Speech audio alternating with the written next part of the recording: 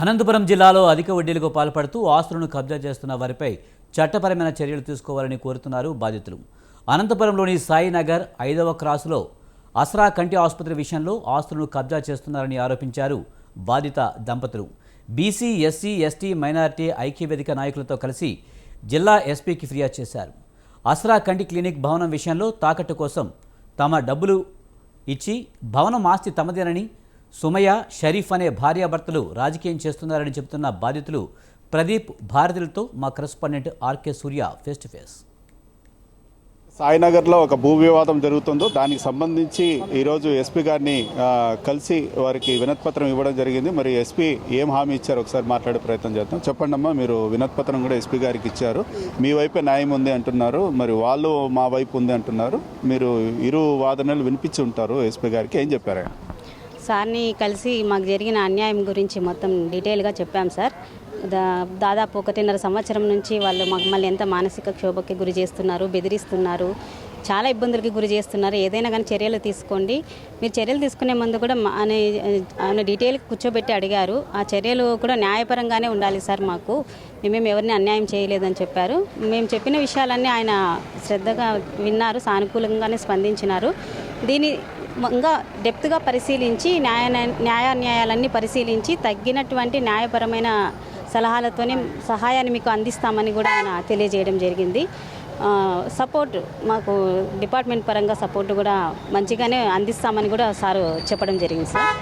అంటే యాక్చువల్గా నిన్న ఎవరైతే వాళ్ళు వచ్చారో వాళ్ళు పేపర్స్ కూడా, అంటే రిజిస్ట్రేషన్ చేయించిన పత్రాలు కూడా డిఎస్పీ గారికి ఇవ్వడం జరిగింది. మరి మీరు మీ వర్షన్ ఇలా చెప్తున్నారు, ఏంటి అసలు పరిస్థితి, ఏం జరిగిందమ్మా లోతుగా? యాక్చువల్గా మా ఆయనకి బాబా షరీఫ్ అనే వ్యక్తికి మధ్య జరిగినటువంటి లావాదేవీల విషయంలోనే ఈ రిజిస్ట్రేషన్ అన్నది కూడా ఒక చిన్నది సార్. ఇదేం వాళ్ళకే మేము అమ్మినట్టు కాదు, అమ్మినట్లు ఎక్కడ కూడా ఆధారాలు లేవు. కాకపోతే ఫుల్ రిజిస్ట్రేషన్ చేసిస్తాము, దాని మీద ఒక అగ్రిమెంట్ కూడా తీసుకోవాల్సిందే. ఆ లావాదేవీలో ఇంకా జాప్యం జరుగుతూ ఉండడంతో ఈయనకి ఇంకా ఆయన అగ్రిమెంట్ ఇవ్వలేదు. అంటే ఎంత అమౌంట్ అని ఫిక్స్ చేసిన తర్వాత అగ్రిమెంట్ రాసుకోవాల్సి ఉండేది. అది ఇంకా కంప్లీట్గా ఇవ్వలేదు కాబట్టి అగ్రిమెంట్ కూడా డిలే అయింది. 3 months తర్వాత మాకు తెలిసి మేము అడిగితే వాళ్ళు ఇంటికి వచ్చి మేము కొనలేదక్క, మీదే ఇది ప్రాపర్టీ, అన్నదే ఎప్పటికైనా ఇది, మేము ఊరికే అన్న మా పేరు మీద పెట్టినాడు, మేము అమౌంట్ ఇస్తాము షూరిటీ కోసము అన్నట్లు ఏదో మాట్లాడారు. మరి అగ్రిమెంట్ అంటే మార్చిలో రాసుకుందామక్క, మాకు ఇంకా డబ్బులు వస్తుంది, అప్పుడు కూడా అన్న అడిగిన డబ్బులు ఇస్తాము, దాని ప్రకారం అగ్రిమెంట్ రాసుకుంటాము అని అన్నారు. మేము అదంతా వద్దులేండి, మధ్యలో నాకు తెలియకోకుండా జరిగింది కాబట్టి అని చెప్పి నేను బయట లోన్లు పెట్టుకొని వాళ్ళు ఎంత డబ్బులు ఇచ్చింటే అంత రిటర్న్ చేసేస్తాము, క్యాన్సిల్ చేయండి అంటే ఓకే చెప్పేసి వెళ్ళారు. తర్వాత ఎంత ఇవ్వాలి మీకు అంటే అమౌంట్ అంతా కూడా ₹5, 5.5 వడ్డీలు వేసి మాకు రాసిచ్చినారు. ఆ పేపర్లన్నీ కూడా వాళ్ళు ఇచ్చినవే.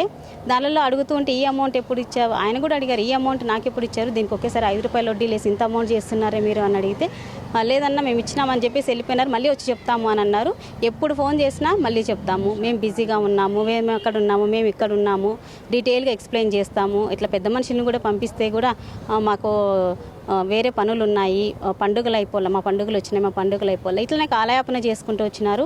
కానీ వాళ్ళు మాత్రం అసలు నెగ్లెక్ట్ చేశారు. తర్వాత బెదిరించేది స్టార్ట్ చేసినారు. నేను రాను, మీరు రావద్దండి, మీరు ఎవరిని పంపించద్దండి, నాకు ₹1 నా అకౌంట్లోకి వేసి పేపర్ చూపిస్తే నేను క్యాన్సిల్ చేసేకి వస్తాను, నేను అంతవరకు రాను అన్న, మీకు చెప్తున్నాను అన్న, మీరు నాకు మొత్తం డబ్బులు ఇవ్వండి అన్న. ఇట్లా మేము వచ్చి కూర్చొని మాట్లాడుకుంటే మాకు ఇప్పటికి ఇంత డబ్బులు అరేంజ్ అయింది, ఇస్తాము, మిగతాది ఏదైనా అగ్రిమెంట్ ఇంకొక రకంగా పెట్టుకుంటాము అది ఇది అంటే ఫస్ట్ రోజు ఒప్పుకోండే వాళ్ళు, తర్వాత అసలు దేనికి ఒప్పుకోలేదు. నాకు అంత అంటే మేము అరేంజ్ చేసుకుంటున్నామని తెలిసి దానికి మించి అమౌంట్స్ ఎక్కువ చెప్తున్నారు. మా చేత మీరు చెప్పినట్టు పొలిటికల్ అని అన్నందుకు ఎమ్మెల్యే దగ్గుపాటి పేరు అన్నది వస్తుంది ఇక్కడ. మీరు నిజంగా ఎమ్మెల్యేతో కలిసారా, ఏమైనా మాట్లాడారా, ఆయన మద్దతు ఏమైనా అడిగారా?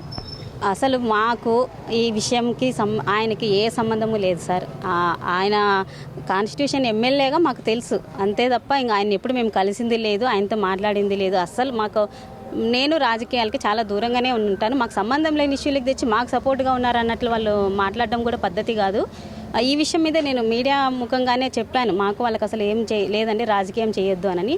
ఇది రాజకీయం ఒకటి చేయడం లేదు, వాళ్ళు అన్ని దానిలకి ఇష్యూస్ ఎంత పెద్దగా చేయాలో అట్లా అందరి వ్యక్తులని ఇన్వాల్వ్ చేస్తున్నారు. వ్యక్తులను ఇన్వాల్వ్ చేసినప్పుడు కూడా వాళ్ళకి పూర్తి స్థాయిలో సమాచారం ఇవ్వరు.